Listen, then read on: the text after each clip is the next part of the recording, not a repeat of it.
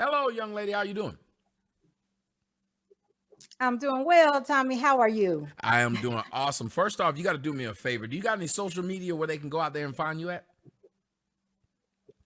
Absolutely. I'm Security Boss making the cut on Instagram and YouTube and Facebook. All right, and we're going to make sure that that's on the website. Ladies and gentlemen, you'll always be able to see that at tjskoc.com and be able to go look her up. Now, let me ask you something. You wanted to talk about this subject of being a boss, and you know we hear people say the word boss all the time to the point of where I'm old, and it used to be a title that was Bruce Springsteen had it, Diana Ross had it, now Rick Ross has it. What is in your mind a boss? For me, a true boss is a owner of a business who has employees, who has established something that can benefit other people and, in this case, herself. So it's actually, I'm creating something for other people and I'm running it and I'm doing it successfully. And their people can actually come and join my team or our team because I'm actually the co-owner of a company. And we're creating jobs for people. We're taking care of people per se. They're working for us. They're taking care of their families. I enjoy that part of it. Mm-hmm. So that to me is a real boss. Actually, too, I'm not going to lie to you. The lifestyle is good. I mean, once you get to a part where you win it, mm-hmm. you do see, the fruits of all that sacrifice mm-hmm. that we made. So that's a true boss to me. That's somebody who is actually employing people. I'm not saying one person can't be a boss. I mean, you can call yourself whatever you want. But I was about to say, girl, to me, I'm a boss. I'm a boss of me.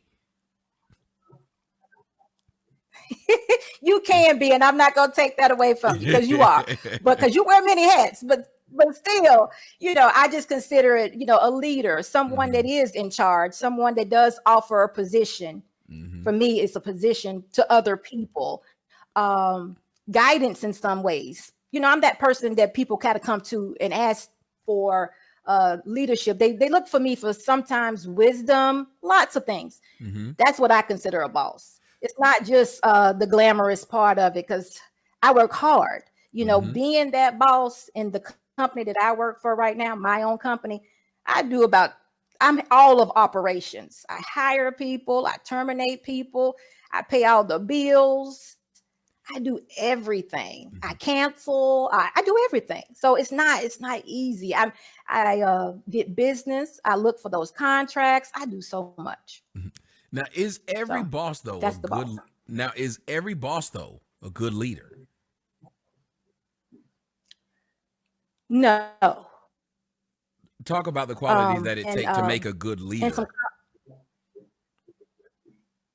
For me, well, let me say this first. In a college class, one of the questions was, can a good boss, be someone that is not so authoritative? Mm-hmm. Someone that kind of gets along with everybody. That was a question that was put out there, to find out what the class thought about. And that question, I mean, it was a good question because you had no, yes, no, yeah, So to answer your question, a good boss to me is someone that has the wisdom to know how to operate that business. That person is somebody that is somewhat approachable. Mm-hmm. That person has to be in authority. They have to be in authority, mm-hmm. but they also have to be willing to learn. See, that's why I asked that question because I know. Well, that's why I asked that question because are we having a little lag or delay? Yes, sir. Okay, is it on your end? Are you listening to me through this app or are you listening to me through the show? Because I can hear it a little bit through the app. Lag. Well, the audio's right. Well, here we go. I wanted to. The reason I asked that question because I had had that question asked, and when we were in class, that was one of the questions they would ask, and they said that one of the greatest attributes of a boss is their ability to delegate. So that is their true leadership. Now, let me ask you, as a boss of your own company, how do you go about proper delegation? Because when it's your baby and you created it, one of the hardest things to do is to delegate, because you want your hands. It's like me. I want my hands on everything. I don't trust people. You're absolutely right. A company my size, at times I have up to about 60 employees. Mm-hmm. A company my size, I have right now one sergeant and a couple of leads. Tommy, I don't delegate. I'm sorry. I see everything and control everything that goes on. I don't want to, but I micromanage. I feel as though I have to, because I'm the first person they see when they come in the door. I'm the expectation of what they want to see as they're working with me. And I can't trust anybody to be me. Mm-hmm. So I don't delegate very well. I have assistants and I have people that do things for me. But as far as my employees are concerned, it's me. Yeah, I just don't do a good job, and I know that I should do a better job. And I think that one of the balances that any boss has to have is when to let go, because micromanaging, when you hear the word, it usually has a negative connotation. So what does it mean to you when you say micromanage? Is that I'm always checking to see what somebody that I have given that job to is actually doing, or checking to see if they did it right. Mm-hmm.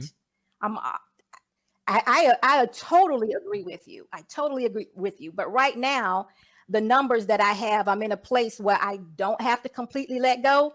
But to be honest with you, I want to let go. I really do. I want to be free of it, because my husband and I have lived this business for the last 16 years.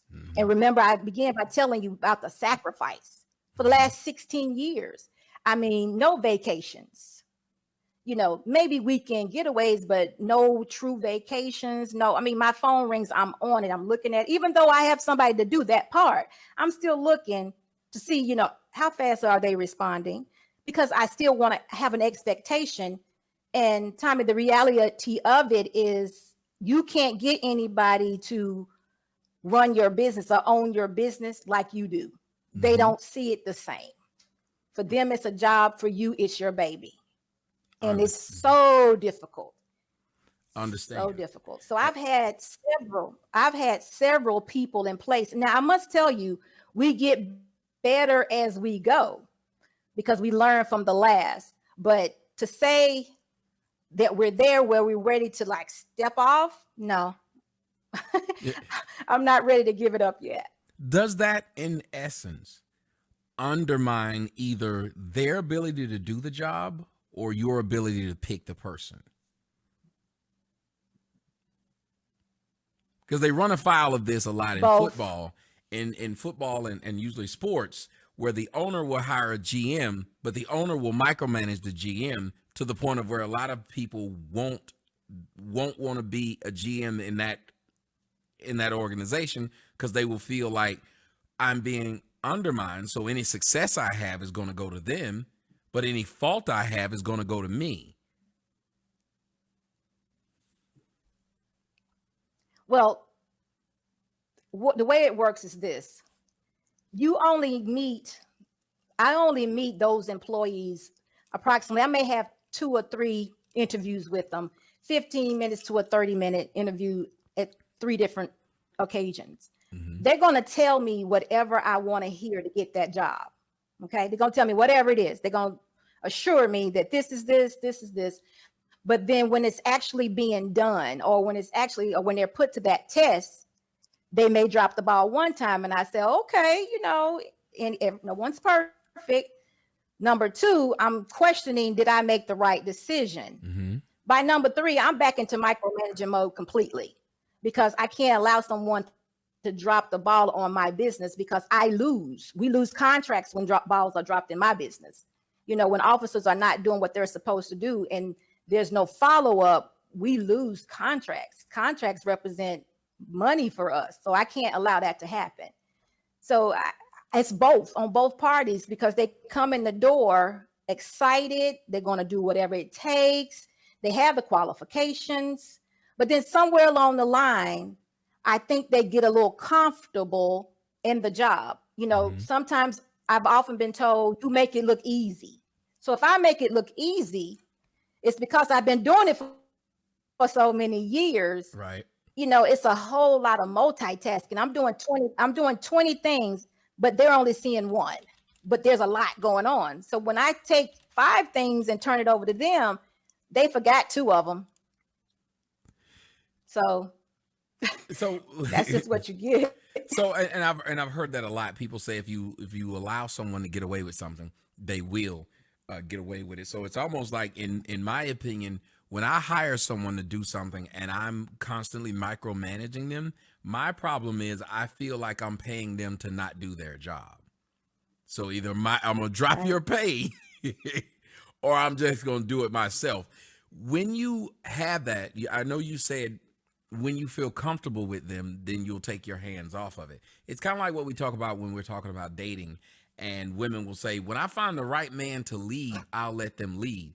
And we run that risk of, you're so used to doing the job, you will never give up the power. Are you afraid of that? Very much. Yes.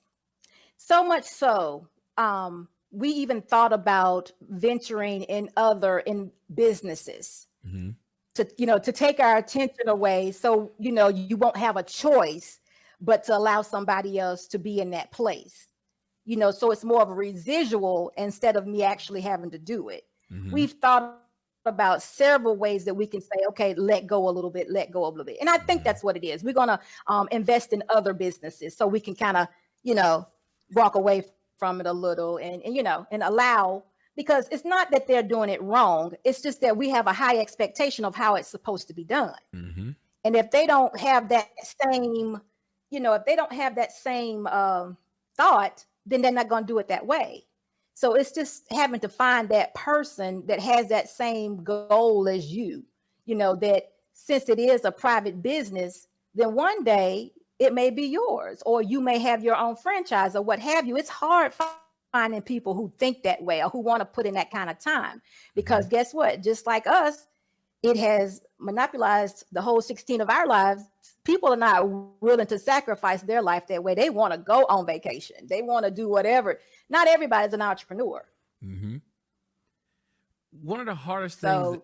That's what you have. One of the hardest things that people are dealing with right now is the COVID epidemic, the world shutting down.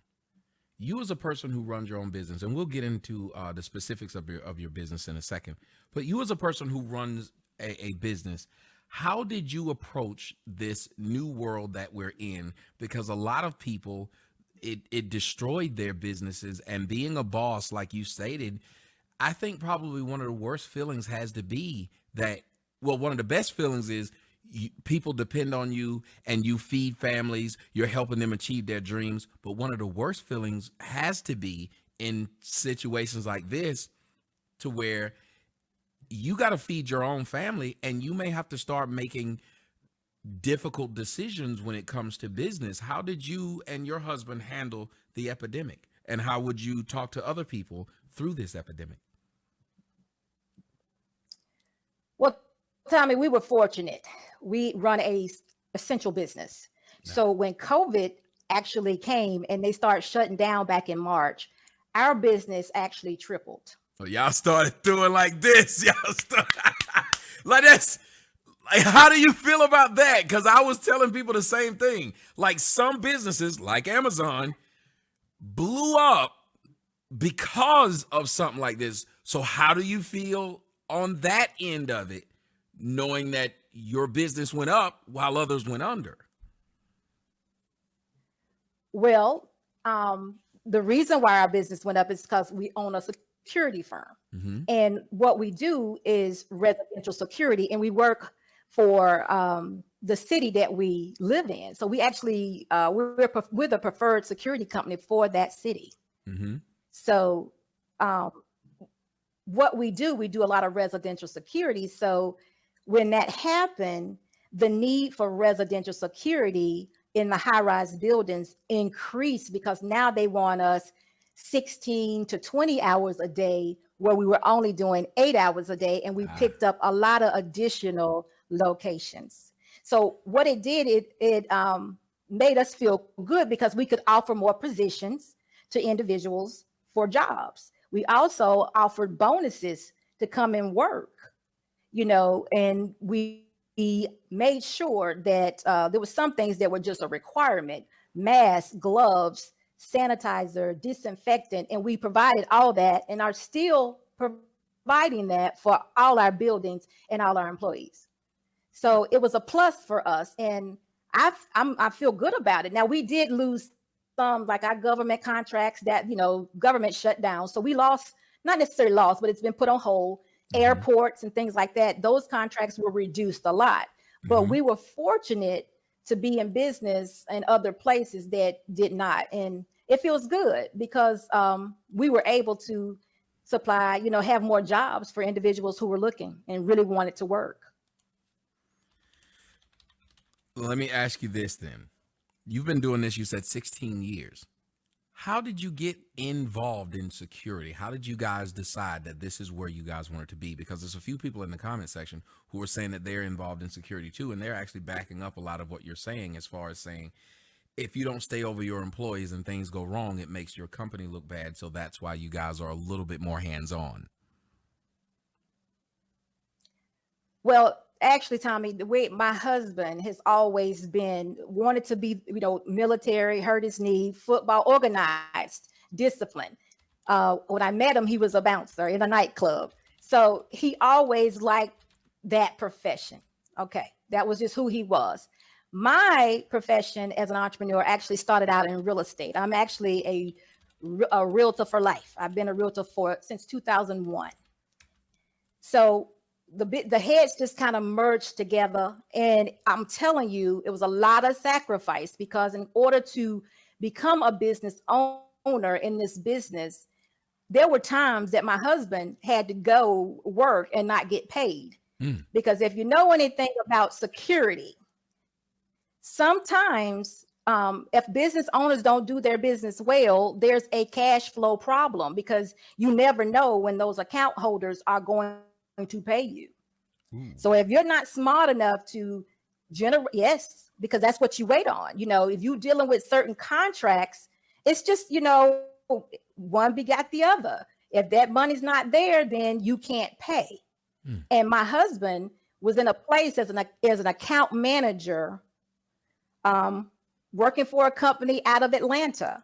And there were a lot of times he received no pay, but we had a goal to make sure he received, or was in place to receive, a license to become an owner of a company. He had to work 3 years as an account manager to do that.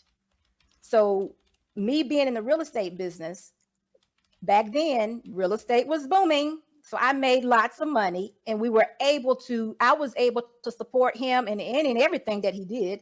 And he too, me. And then we started investing, buying houses, selling houses, refurbishing houses. That's what we did until he got to the place that he was able to get his license to own a business. And then when he went in to do so, I'm there too. Now, for many years, I only I would fill in on different shifts and things of that nature. But then around 2013, when the real estate business was not doing so well, it crashed or what have you, Mm-hmm. we actually was offered a huge contract with the transit system in our city. When we were offered that contract, my husband came to me and said, I really need your help.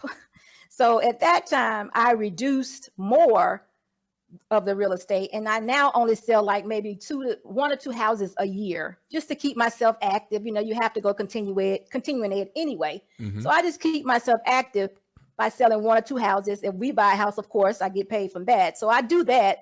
But basically in 2013, it became about the security business, So that's how it all came about. That is really nice. You guys went from starting something, you were very supportive, to the fact that now that thing is the breadwinner. I talk about when I started, and this is not the glamour part of it. Maybe you will talk about that right now. The not so glamour part is the part where you're putting in money and you're not getting anything back. I told people that it took me about 4 years of throwing money at what it is that I do all on my own before I finally saw a profit. Now, most people can't do that or won't do that. It becomes frustrating. It's like what they call in the black community when you have, your new growth. And a lot of people can't, they call it the ugly stage. And a lot of people can't get past it and they just cut it off because they can't get past it. To me, I look at that as that's how business is. How did you guys get past the ugly stage? And talk to people who are in business or contemplating being in businesses about the ugly stage and how difficult it is. Again, Tommy, our ugly stages were never at the same time. I've never known my husband to be nothing but an entrepreneur. So even coming in the door, getting married, that's who he was. So we had several different types of businesses, crazy business. We had owned tow trucks. I drove tow trucks with him. We just did crazy things because that's just who he was. It didn't matter what the business was. That's just who he was going to be. So he just convinced me to do it. And I have to say that real estate has always been what kept us through the ugly periods, because in the beginning, he had some really ugly periods, because there are times when insecurity, and it could be a lot of other businesses, I don't really know this, but there are some times when account holders will not pay you every 30 days like they promised. So there was a lot of times where that real estate money that was supposed to be in our house, all them credit cards that we had, paid those employees. And I'm serious. Those cash advances did it, but we were going to pay those employees. That they were going to know that they worked for people who had integrity. And that was our main goal. But let me tell you something. Those taxes maybe didn't get paid, but those employees did. So you live and you learn. I made a little joke and they laughing at my joke. You said you guys had tow trucks. I said, I don't like tow trucks, but I do like hand trucks.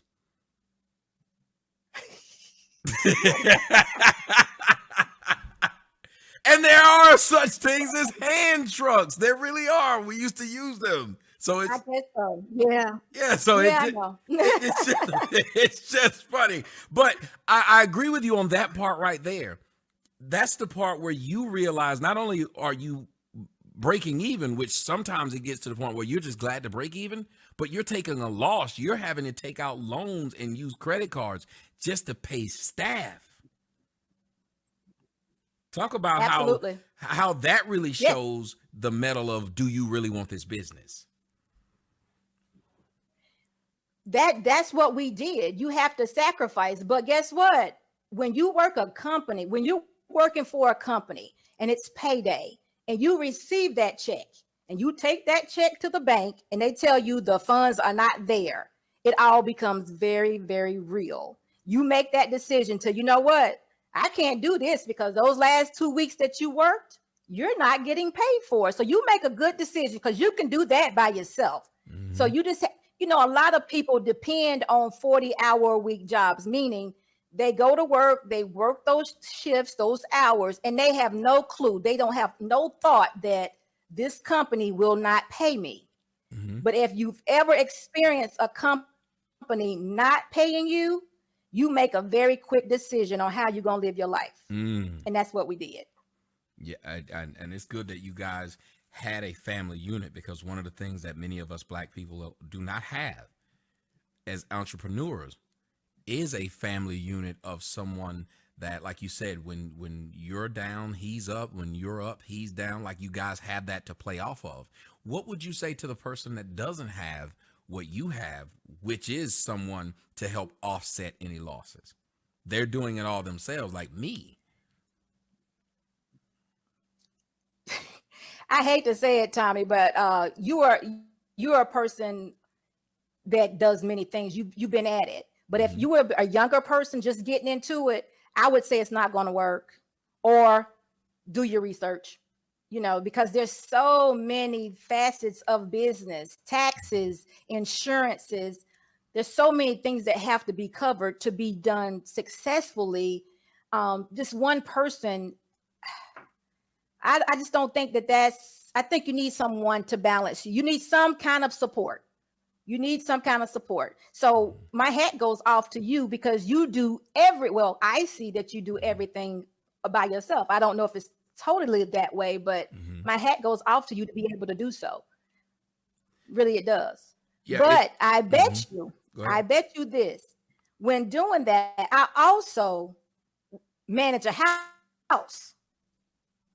I manage my home. I make sure that lights don't go off. Water is not disconnected. All bills are paid. I manage my home. And I try to tell young women that are married, because that's mostly who I speak to, how to manage a home. And I tell you, Tommy, they're not interested. Nope. Now that is a conversation that most of them do not want to have. How to manage. I've been trying to have that conversation with my daughters. I told them to put up the groceries today. They put up the groceries, and then there was a bunch of stuff on the cabinet. I said, "What is this stuff on the cabinet?" They had took all the old groceries out and put them on the cabinet. I said, "That's not how that works." Those girls gonna make horrible wives. But I think it goes back to what you were saying. The second part of it is the personal accountability. Now, when you're running a business, that's one of the most humbling experiences because everything falls on you. When you are the boss, you are the buck stops here. Do you think a lot of people aren't ready for that? No, definitely not. We are in our communities. We are victims all the time, and we never take responsibility for what we did wrong. It was always, oh, you didn't call, or this didn't happen, or somebody else did it. We never want to take responsibility. Even when I tell you the account holders are not paying me, that is not a reason for me not to pay my employees. Exactly. I'm supposed to have my bid put together better than that. So I take accountability for running our business. Now, I can have 1 million employees tell me, I can ask them coming in, do you have transportation to work? They say yes. So somewhere along the line, they'll call and say, Captain, the bus is running late. I say, and I just wanted you to know I'm gonna be late for work. Not acceptable. No. That kind of stuff. It's for some reason, either we don't get personal accountability or we just don't like it. But no, it's hard. It's a hard feat to be responsible for everything you do. Now, it's not trying to be perfect, because we're going to mess up. I mess up all the time. That's just me learning, because in the beginning, I didn't know everything that I know now, but still, I have to be even in my mess up, it's still my responsibility, and I have to face those consequences. And I think people don't like consequences, good or bad. They don't want to, typically bad. They don't want to do that. They want to put that off on someone else. And in business, you have to be that person. You have to be accountable, because it just shows integrity. No one's going to work for people if you don't have integrity. If you can't pay them, hey, stop, Why are we talking? Yeah. And one of the first things that an individual does when they start off a company is find that which they believe is going to work. If you were giving out your advice on a person to start their own business, would you tell them to go after A, what's already popular and get into that field, B, where they think the market is going and get into that field, or C, whatever their passion is? What would you say? Passion, because passion is not like it's what you do. It's who you are. You're comfortable with it. You're going to do it whether you're getting paid for it or not. Definitely passion. Always. Passion. What's popular, you know how that goes. That means we're going to be up for 5 years, and then something else is going to come and it's going to be popular. Then what are you going to do? That sounds like my dating history.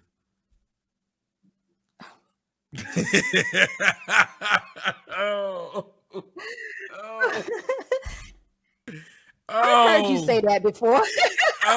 The ebb and flow. But I did do that because I remember going to my mom and talking about, I want to do this. This is my passion.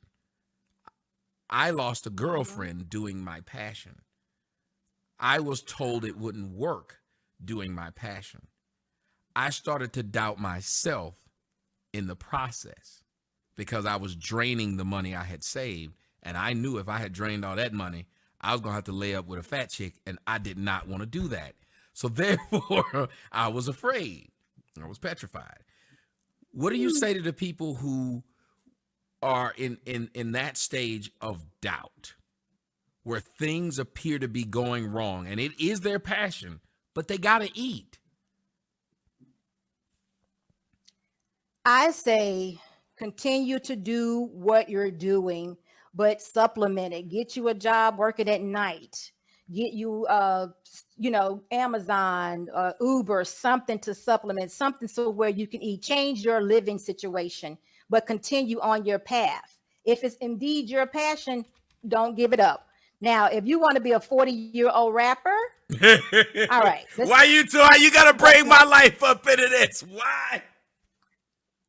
Because you missed your opportunity. That's all I'm saying. I ain't saying it's not good. You just missed your opportunity. But I am not in any kind of way trying to be a rapper. That's why all that music is old. I'm just joking. Go ahead.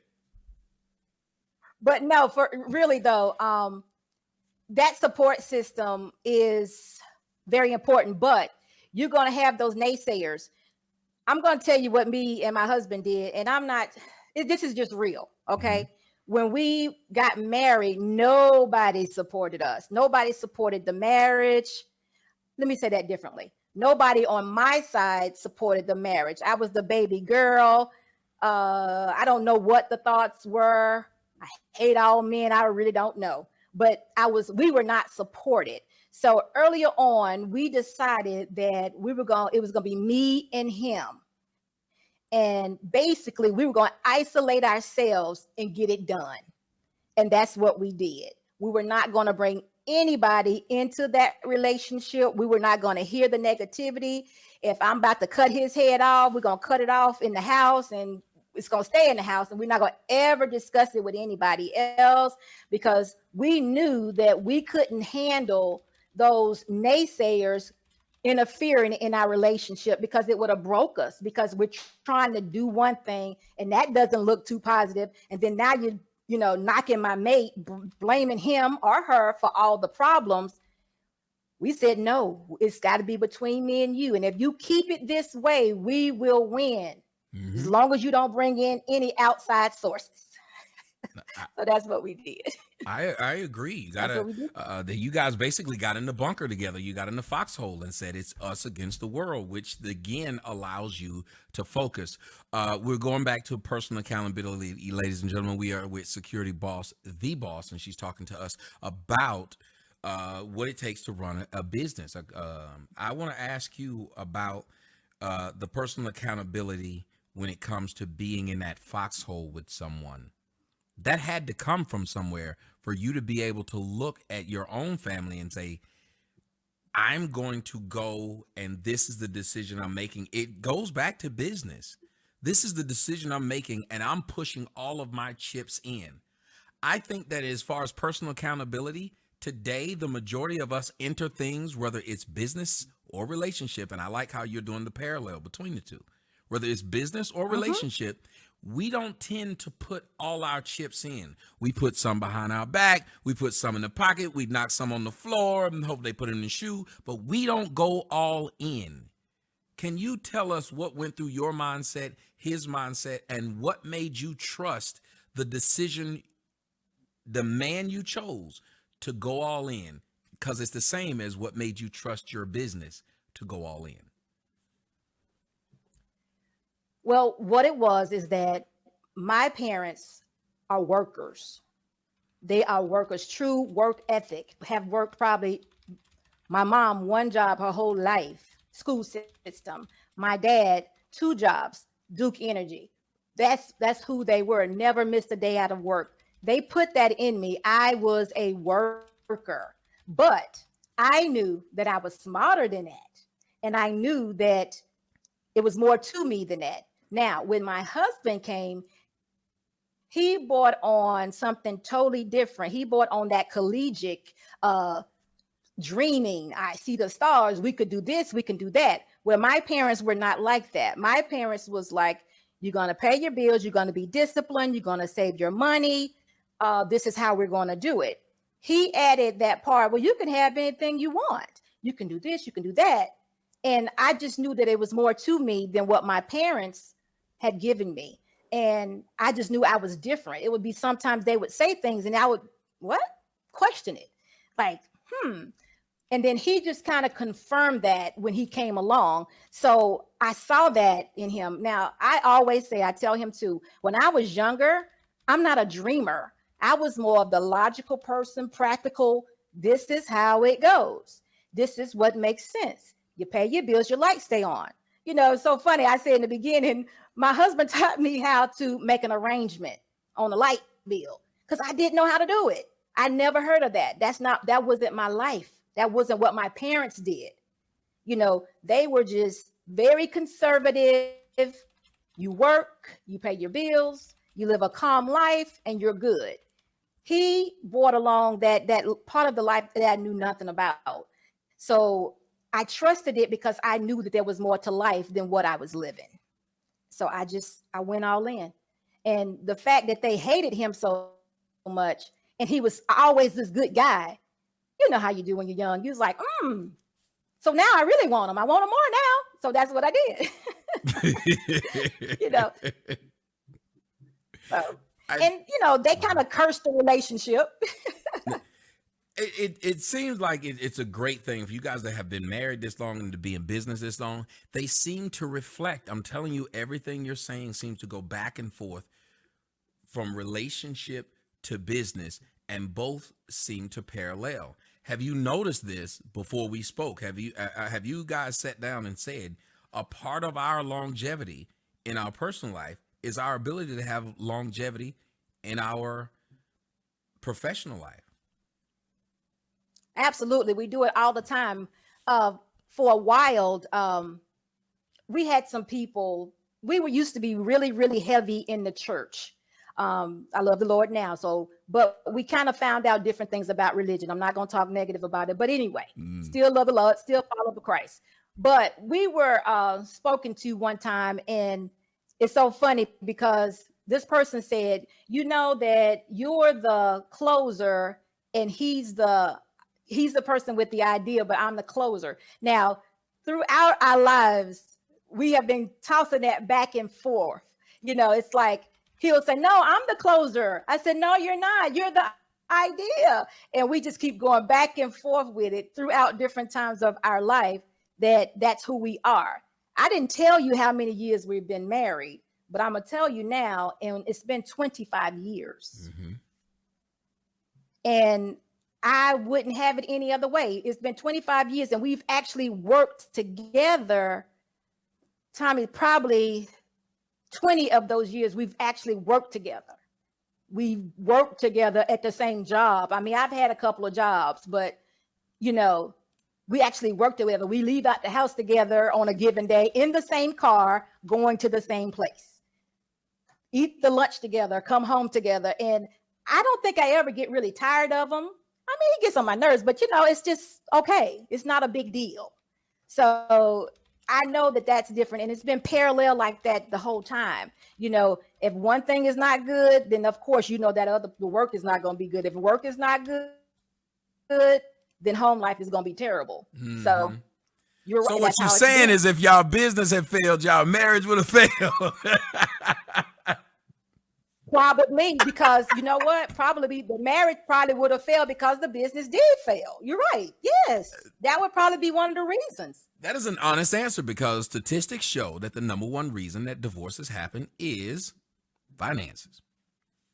Money, definitely. Mm-hmm. Yeah, I would think so. We've had some times, but I'm always that one that says, no, let's just walk this out. Let's just see what's going on, because even in that, we have to be accountable. Mm-hmm. If I made a mistake to detriment, we got to work this out, because we're not better without each other. It makes no sense to split it. We've been doing it thus far, so it doesn't make any sense to do that. So if there's detriment there, I would say we both caused it, if it was nothing but lack of communication. So we got to figure out how to get this thing back on track, because I hear about single life and there's nothing going on out there for me. Nope. You look at my face. You see this. You take a good look at my face.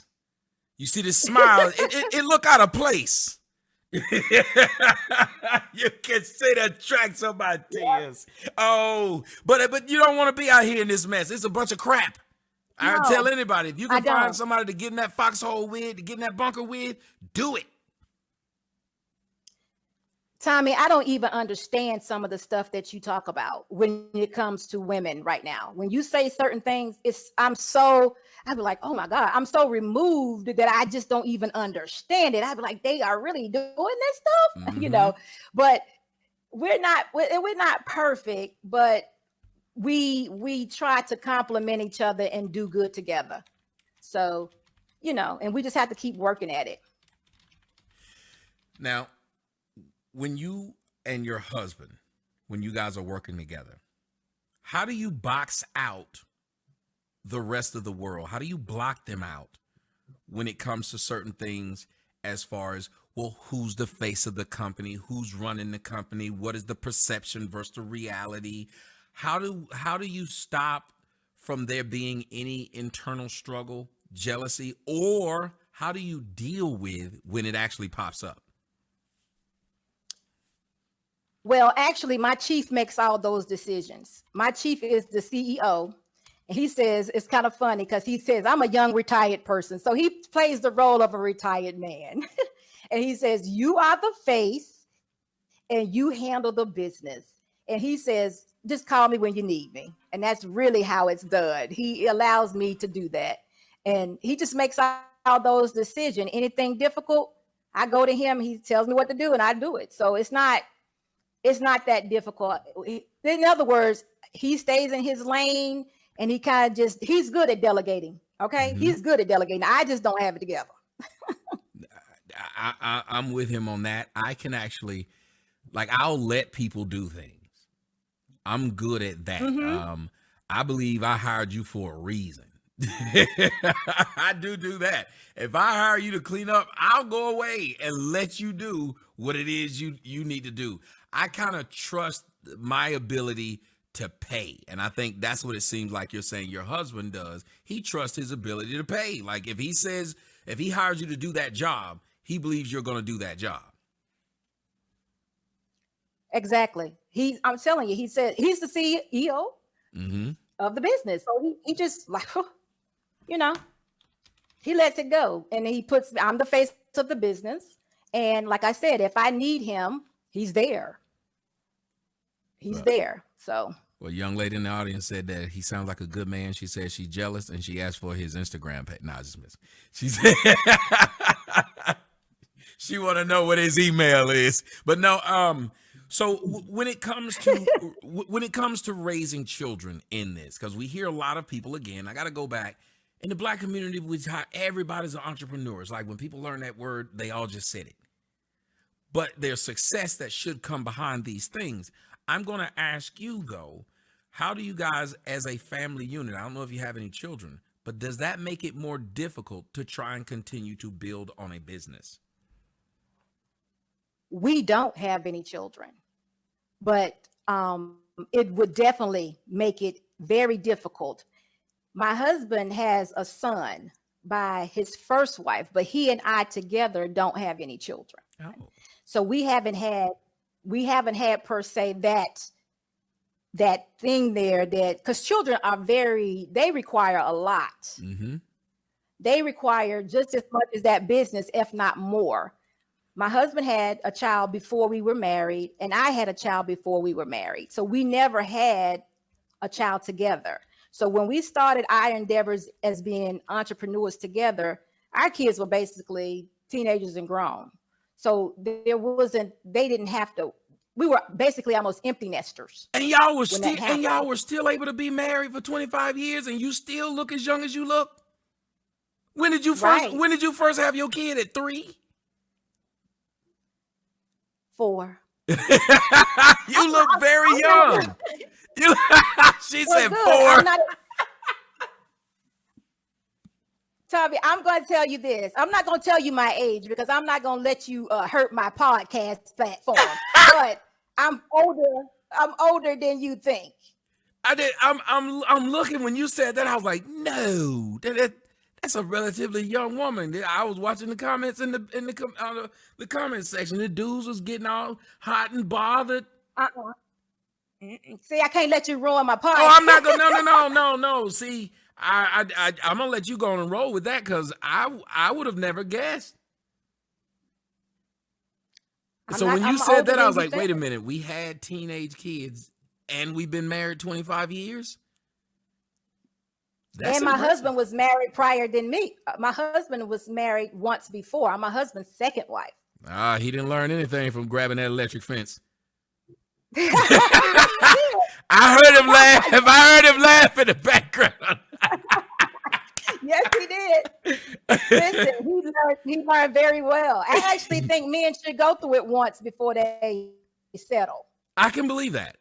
I actually can believe that. Yes, I actually can believe that. And I would love to actually have y'all come on another time to have that discussion because that would be an interesting thought that it's kind of like that. What they call it? The trial. I heard someone, there's a word for it. They said the starter, like a starter wife. Yeah. Like that's the equivalent to it.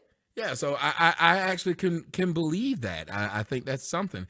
I want to try to wrap it up a little bit with the idea of what would you tell people who were walking into the business world right now, because it seems like everybody's saying, well, the jobs are gone, so you got to make your own job. What would be the best advice for you for people who are now trying to make their own job?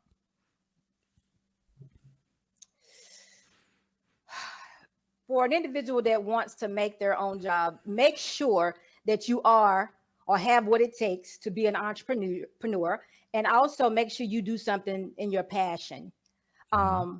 If you're a worker, and there are people who are just workers, it's not a negative, but there are people who are that and they do it well.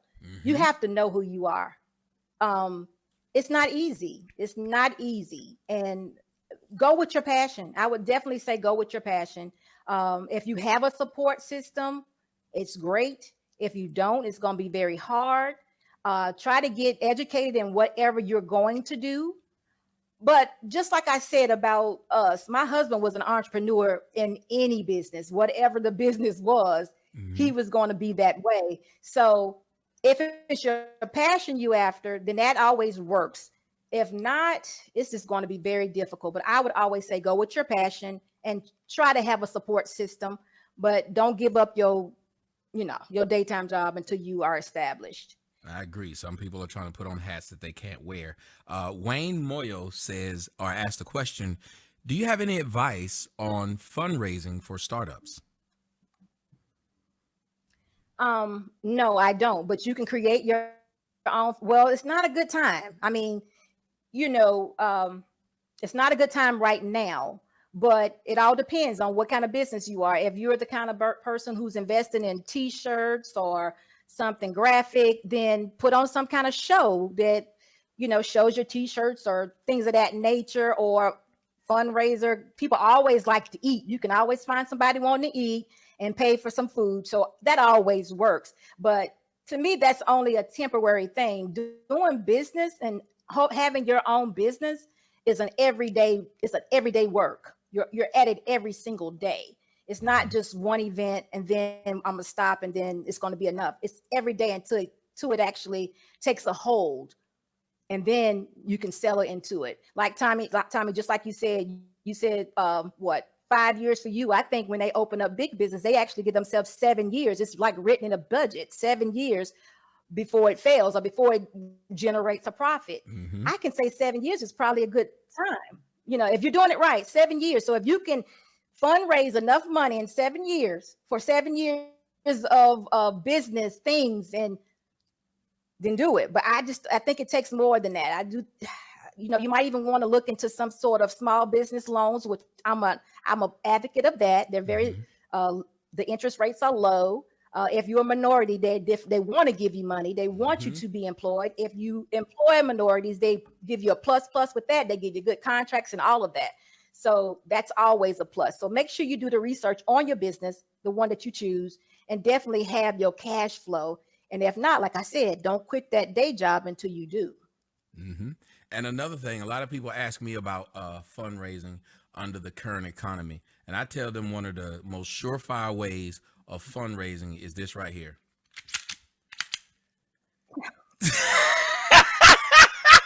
Oh my God. Okay, that works. All right. If nothing else, if you want to raise some funds, Playboy, if you want to get them raised, I'm just saying, sometimes you got to go out and get them funds raised, and I'm going to get them raised.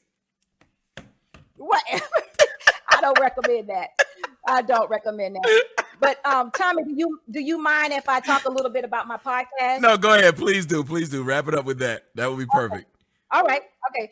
Listen, guys, I want you all to go over to my podcast, Security Boss Making the Cut podcast. There we talk about things that are happening in the world, high profile cases. And I actually have police officers there. I'm actually kind of trying to bridge the gap. And when I say bridge the gap, I'm talking about on understanding, because so often civilians don't understand the role of police officers. I've heard you say, Tommy, several times that they'll call the police for someone who is mentally ill. Yep. That's not what you're supposed to do.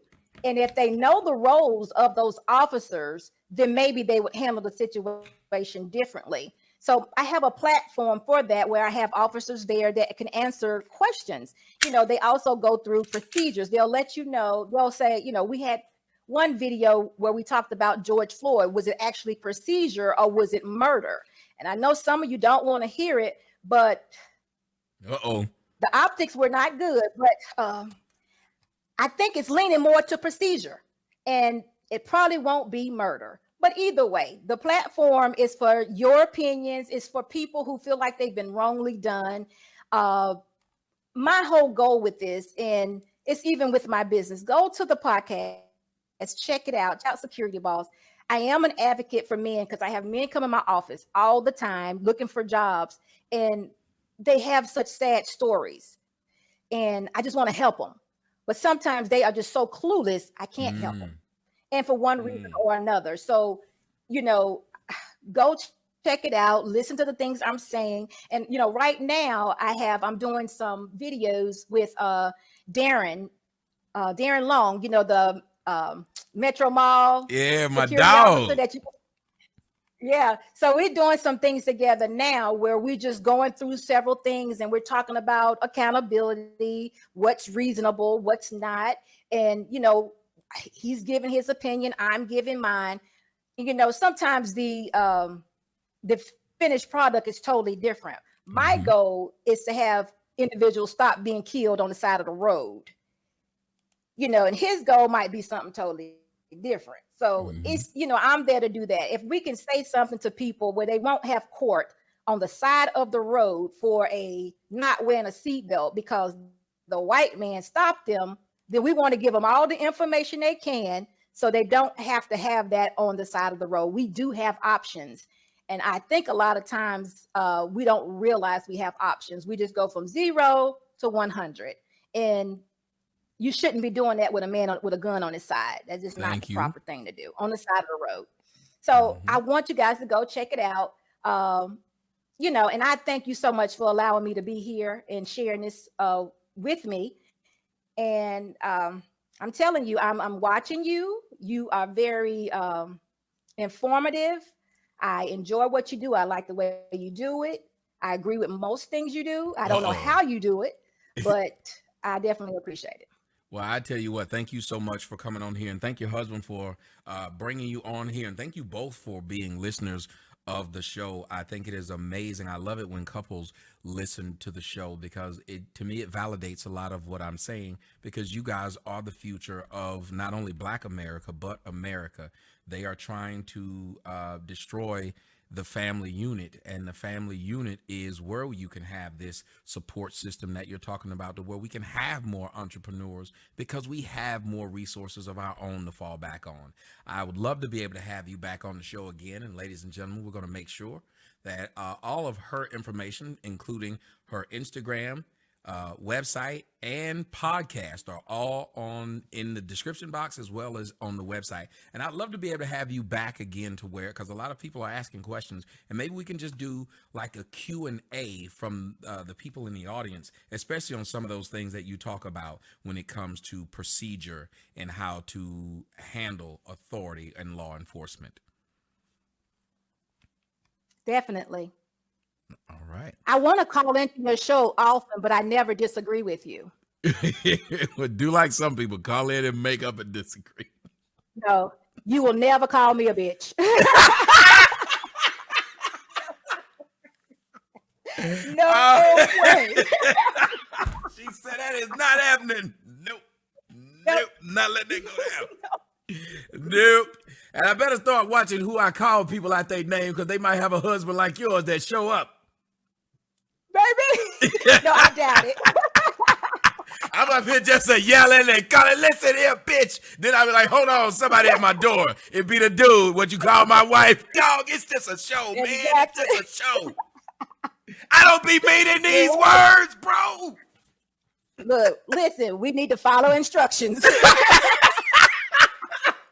Come on, man. This is an act, bro. It's an act. Okay. I don't want to be a part of the act. Now, if he at my door, it's gonna be an act. Whatever he says is gonna go. Okay. You done came to my door. I'm agreeing with you, bro. Let me go. Let me go shut my show off, bro, and issue an apology to you and your wife and your family. I know when I've lost. I don't, like you said, you don't hold court in the street. I don't hold court in front of my house.